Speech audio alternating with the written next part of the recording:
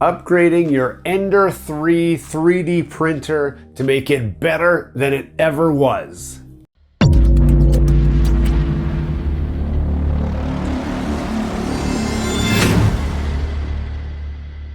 Hello and welcome back to Gears and Tech. Today we're doing something a little bit different, and that is we're going to do an upgrade on this, which is an Ender 3 3D printer by Creality.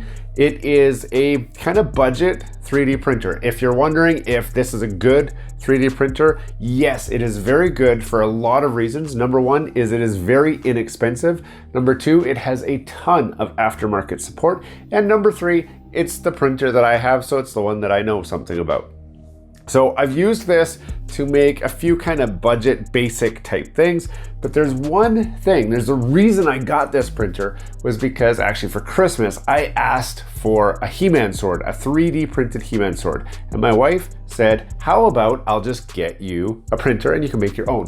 So I thought it was a great idea. I tried to print that He-Man 3D sword. And one of the problems that I found was, as the print head kind of built up and built up and built up and got to about this height, I found that it started to slant a little bit and that it would end up actually knocking the 3D print right off of the heated bed.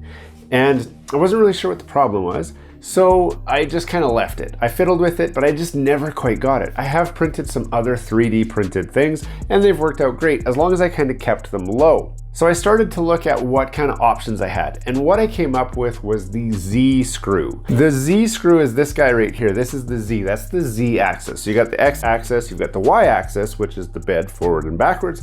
The Z would be up and down. And what I noticed was this seems to have a bit of a bow to it. Before we get too far into this video, don't forget to subscribe to the channel down below. If you've seen some of our content already and have not subscribed, we want you to join our community. Smash that like button, hit subscribe, and let's get back to the video. So as it goes up and down, it just kind of catches on that bow.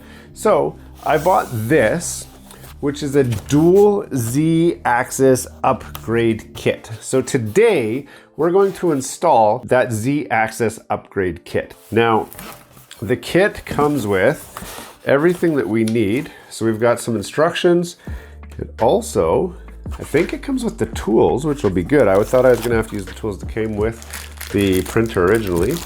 It's got a bag full of parts and some screws.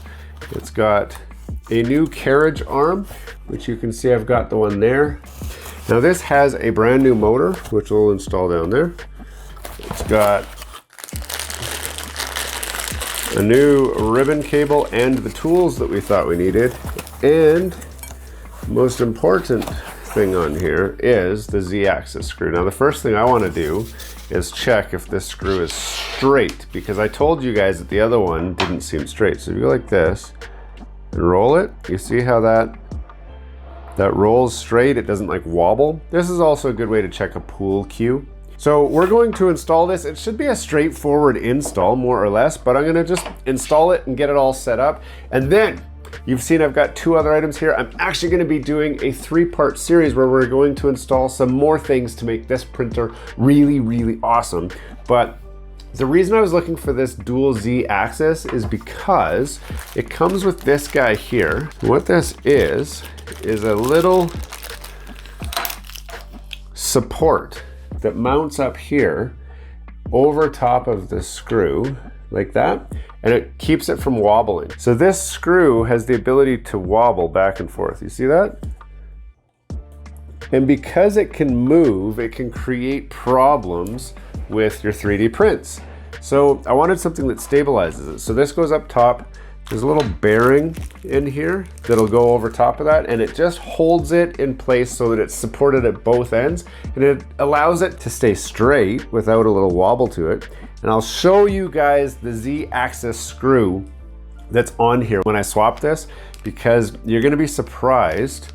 I think it does have a bend to it, but I'm not totally sure. So we're gonna figure out how this all works. I have no idea how it works. I haven't done this upgrade yet, but anyway, we're gonna disassemble. I don't even remember how I assembled this. I built this thing so long ago. But first things first, I've got some filament on here. I'm gonna just cut that off like that. And we're gonna get the filament off of here just to save that for later. So Let's see what we got for tools here. Now, hopefully some of this stuff is repurposable. So for example, what?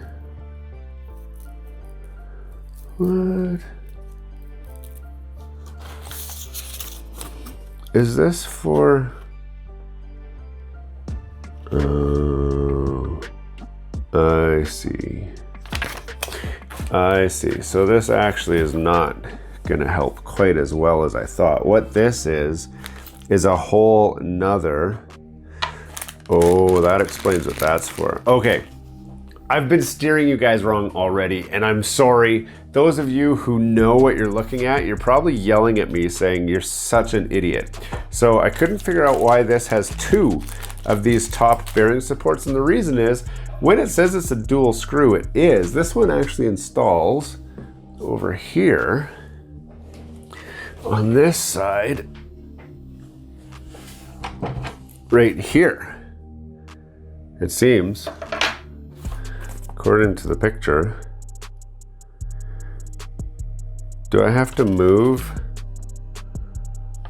the power supply? It almost seems like I do. Because this wants to install on this side where this power supply is right now. I don't even remember how this power supply screwed on there. Screwed on like that. So let's pop that off and see. So it actually creates it so there's a screw on each side. It keeps the bed from sagging and it allows it to drive evenly. So let's figure it out. We're gonna figure this out together. If you know what you're doing, you're gonna be like, this guy's so stupid.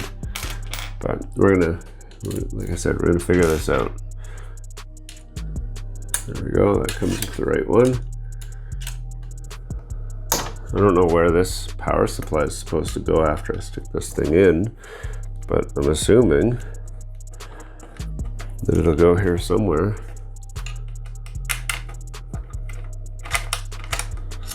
I thought this only supported the one screw, but it doesn't seem like that's the case. It seems like it supports the whole bed, but it makes it drive so much smoother, and it will support the top bearing as well, which will be good.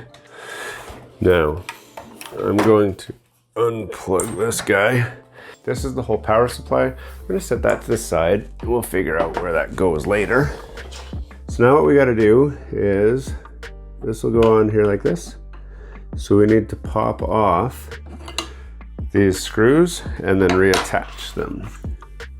So we'll see what size those are. It's the same size. And it comes with a little wrench that'll work on these back screws. It should be okay to hang for a second. We're not gonna do this, like, we're not gonna do a whole lot here.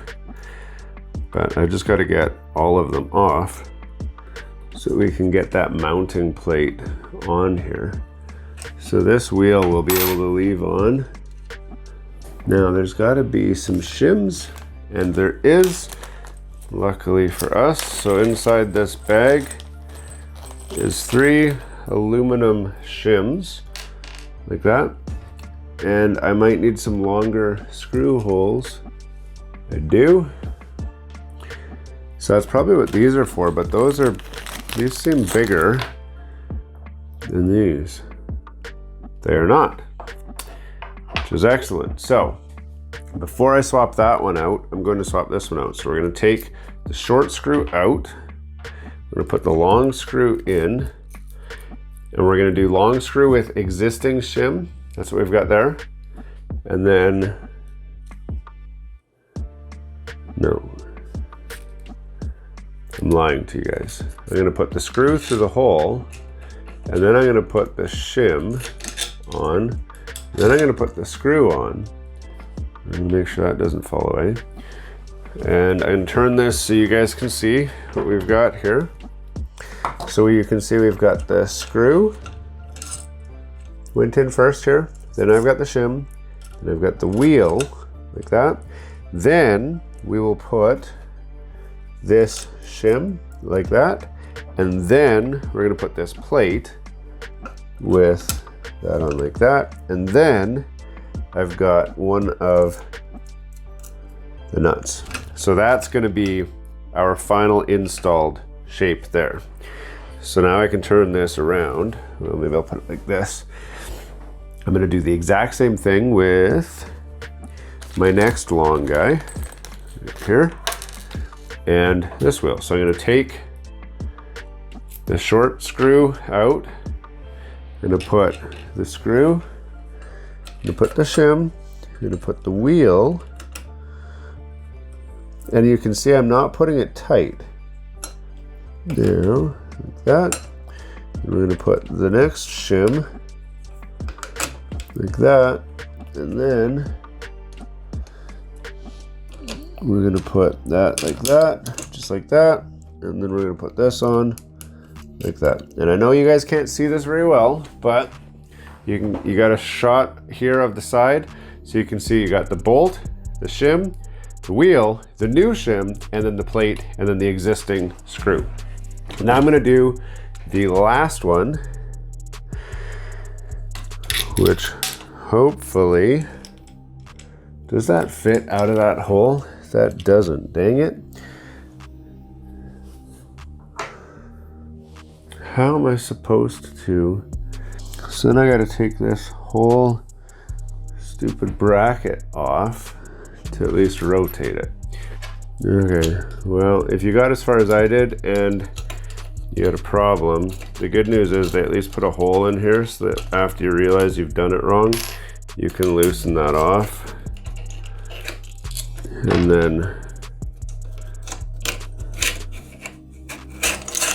still get that off. So I had to pull this all the way off so that I could get this screw out and then swap that to a long one that had a washer on it. So there, I had to do all that just to get that out. But before I stick it in, I gotta go like this, there. And then if I really want to, I can go like this. You've got this kind of fatter washer and it's got a little tapered lip in there. That tapered lip will go in that hole so that it holds it centered without sliding off. Then we can put the wheel in. Then we can put our final little shim now, because that all fits so nicely. Now I can stick these black screws back in, and I know you guys are watching this, you're like, holy crap, I don't even know what you're doing. It's okay, you don't need to know what I'm doing. Just know that this is how it goes together. I mean, when you look at it, it totally makes sense. And if you're making 3D printed stuff, you're like, yeah, this totally makes sense. I know what you're doing. If you're not into like, because this is kind of a tinkerer's hobby. If you're looking at a 3D printer and you're like, yeah, I think I want to get a 3D printer because it looks so cool on the internet, just don't get one. It is cool on the internet, but the problem is you spend a lot of time tinkering and just getting everything set up, and if you don't know what you're doing, then you don't know what you're doing, and then you end up like me, wasting a lot of filament. You're trying to figure it out, you don't know how. Well, I recently had a guy who has a 3D printer who said, Anton, you've just been doing it wrong. You need to do the upgrades. You thought you could just buy an Ender 3 and print stuff. But it turns out you can't just buy an Ender 3 and then print stuff. You need to buy an Ender 3 and you need to spend another $200 on accessories so that you can print stuff. So there, I've got this in. Now, I've got to mount this motor somehow. So this bracket goes on here. You want to do it with the port here sticking out, and then there's a little notched collar here, which you're going to be forced to put on there like that, because that's where that rounded out piece goes. So we got these skinny guys. Ooh, that's what this little guy's for. Yep. Okay. Now you don't got a lot of options. The screws only fit in certain holes. So if the screw that you're trying to use doesn't fit in the hole, then you probably got the wrong screw or you got the wrong hole. It's more or less how I'm approaching this. So So we're going to tighten that down just like that. So we've got this adapter on. Now I've got some more of these end little T nuts, which is great. So I can stick that in there like that. I can stick that in here like this. So these things, if you do them right, they just fit in, and then when you turn them to tighten them, they'll lock into the hole for you. So all I've done, you guys can see, I've stuck it in the hole. It's loose so that I can stick it into here. So all I'm going to do is turn these so that they're straight up and down like that. And I'm going to stick this in there like that. It's going to rest right on top of here. And then when I use this guy to turn it and tighten it, it'll just turn and then lock into place all by itself. So there's one, and then we'll do the other guy. Just like that. So that's one nice thing about these things. You want to make sure you cinch them down pretty good because you don't want them to slip for any reason, because this is going to be important just to get this all done. Now the one thing I don't know is how the thing's going to work on this, the zeroing. So this would explain why it's got this. Now does this have a control for each? It seems like it, doesn't it? Yes, yes it does. So we'll end up replacing that and then running that over there. We'll get to the wiring in a minute, but it turns both of them. So I guess as long as they're in the same spot, then we're okay. So the next step I'm gonna do is grease this thing. So I'm gonna figure out which way it's supposed to go in. Not that way. Let's flip this around.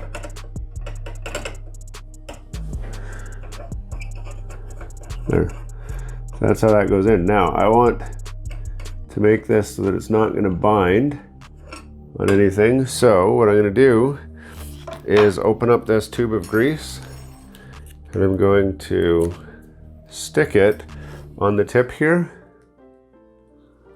so that as it threads in, it'll actually grease the tube. So you see I got some grease on there, and then as I stick this here and thread it, see, like that? So now it gets it on the bushing, and then I can stick some more on like that, and then as it threads down, it greases that shaft up very, very nicely until really that should fit right in there nicely. Since it doesn't, I wonder if that means that this is not square.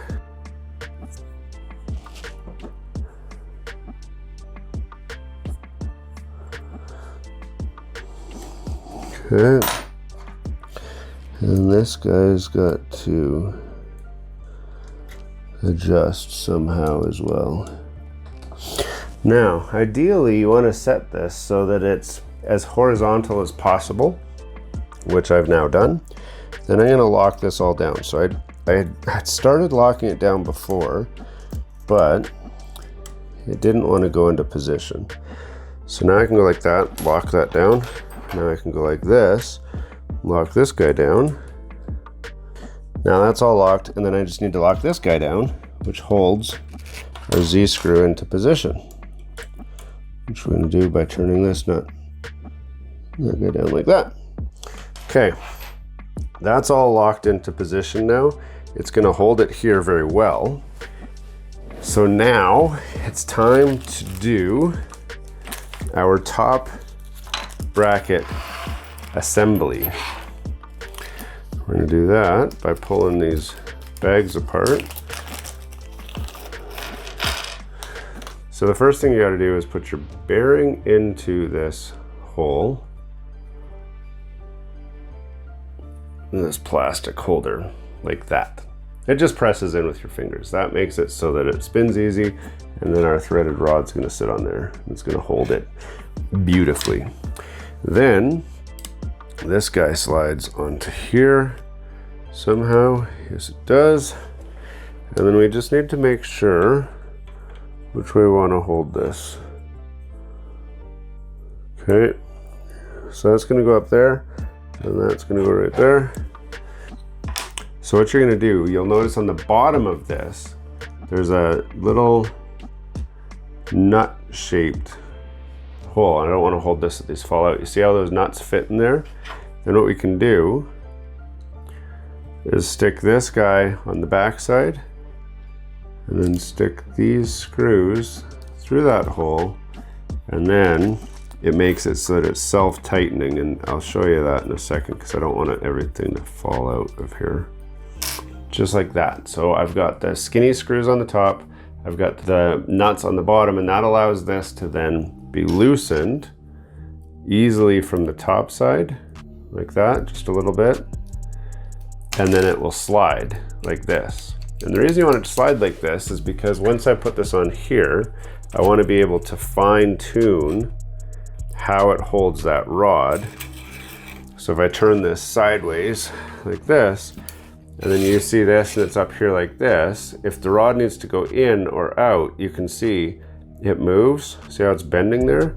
So you can set it exactly where it needs to be and then cinch it down very easily.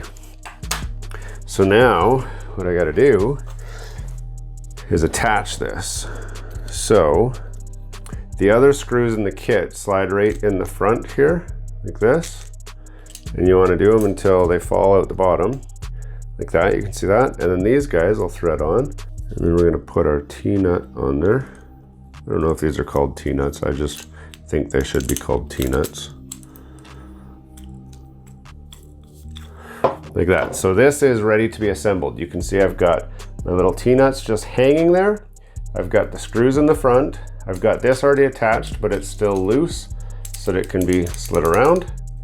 I've got my nuts in the bottom, and the nuts just automatically turn and then tighten themselves down. So now that we got that in, it's time to set kind of our starting point. Now, you're going to be wondering where a good starting point is. Really, you just want to make sure there's no tension on it abnormally in any one direction. So we're going to loosen that off. And you just slide it around till it goes where you think it's supposed to go.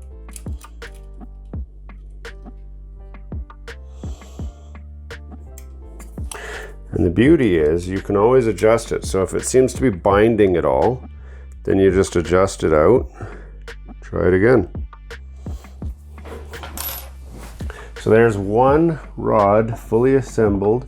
It's been stabilized up here, so it'll hold it nicely. And now we're just going to do the exact same thing for the other one, which is for the existing rod on the other side. So we've finished installing the dual Z motor hardware. That part's all done.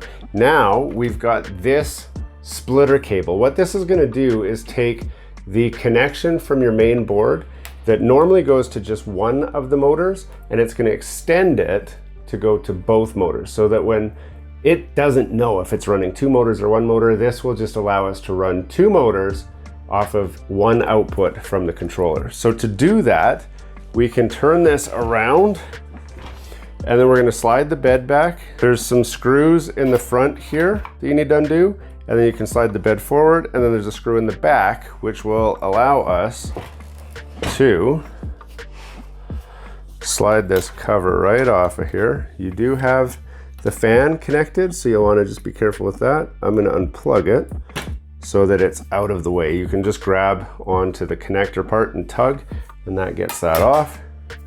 And that will expose our main board here. So here you can see our main board, and all I want to do is follow my Z connector right over here.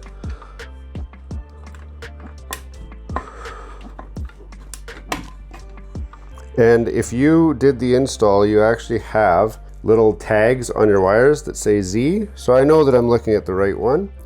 And then at the motor end, I'm going to unplug the Z. Now, I'm going to leave this cable in here, I think, just because it's so neatly tie wrapped and everything. But I'm going to feed the new one into there to add it in, because that one's shrink wrapped all up. So I'm just going to feed that through the hole. And then this one will only plug in one way. So you can see right here, our ribbon cable is here, and it's plugged into the Z port on the board.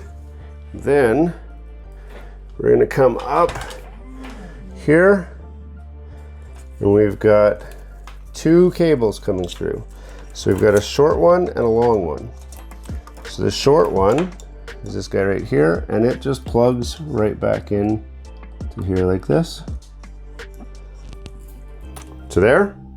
And then the long one is going to come up and under, then connect to this guy, and that is it. So our install is complete. Now I got to figure out where I'm going to put my power bar, which, let's see if the instructions show where they want me to put that thing. So it does say on here for Ender Pro users to print a power supply bracket before you do this mod, so that you can stick your power supply somewhere else. It looks like it attaches to here somewhere, somehow. I'm not sure where or how, but frankly, to me, it don't matter. One way or another, we're gonna make this power supply work. And that's all there is to doing the dual Z motor mod. Now what this is gonna do, it's gonna stabilize this horizontal arm so that it goes up and down nicely. Also, if you have a problem like me where you think your screw might be binding a little bit in certain spots, the stabilizers on top are gonna help get that aligned really, really well so it goes nice and smooth. And it does come with some grease. I'm going to run it up and down a few times and grease both shafts a little bit more after I finish filming, just to help it go smoothly up and down. And I have two more mods that I'm gonna do to this printer. So if you have seen this as the first mod to this 3D printer, I've got two more coming up. That's these guys right here and right here, which we're gonna install next, but this video has gone long enough. Hopefully this helped you out a little bit to see what's available for the 3D printer. We'll catch you in the next video. Hey, thanks for watching all the way to the end of this video. We hope you enjoy the content in this video, and we'd love to have you come back. Consider subscribing to the channel if you haven't already. And for those subscribers who are looking for that extra special thing that you can do to support this channel, consider joining our members group. That's where we're building this community, the Gears and Tech community, where we can all enjoy content together. You'll get special perks, which we'd love for you to check out by clicking the link down below. For those of you who are just happy to watch the video, that's okay too. You can check out some of our other content right over here, where we've got some previous videos that have already been uploaded and enjoyed by many of our viewers already. We do hope to see you again. This has been Gears and Tech. Have a great day.